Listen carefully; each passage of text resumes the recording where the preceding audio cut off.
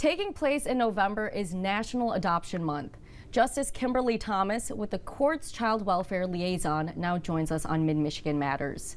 Justice Tomace, what have you been seeing when it comes to the adoption process in courts? Well, Taylor, thank you so much for having me. In Michigan, we have about 10,000 children that are in our foster care system, and our courts work to reunify some of those with their family, and that some of those, for those children, their best option for a stable, permanent, loving home is adoption. And so we are really excited to celebrate National Adoption Month, and then we have an adoption event coming up at the Supreme Court tomorrow, so we're really excited for that. Yeah, this is the Michigan Supreme Court's 23rd Annual Adoption Day event, which is super exciting. You mentioned the more than 1,000 children across our state looking to be adopted, find their forever families, and form more of those connections. What will be included and what can people expect as part of this Adoption Day event taking place tomorrow? So tomorrow at the Michigan Supreme Court, we have families who are finalizing their adoptions.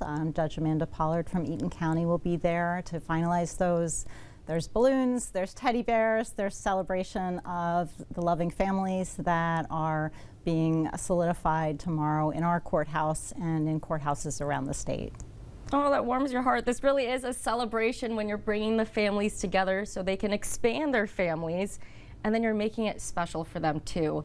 Why make it special? Why signify this day? Well,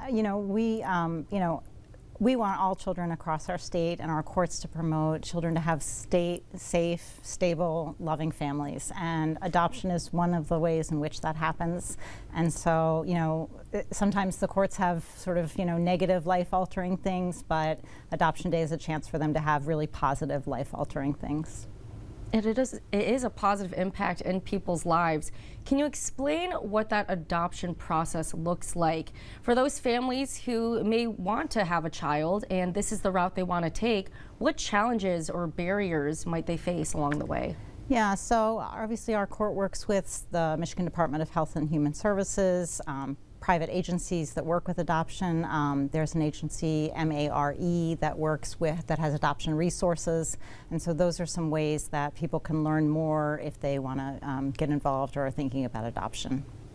We appreciate all of the information that you were able to provide on not only National Adoption Month, but also on the Michigan Supreme Court's 23rd Annual Adoption Day event, again taking place tomorrow. Where will that be taking place? That's here in Lansing at the Hall of Justice. There we go. Justice Tomace, thank you so much for joining us on Mid-Michigan Matters. Thank you so much for having me.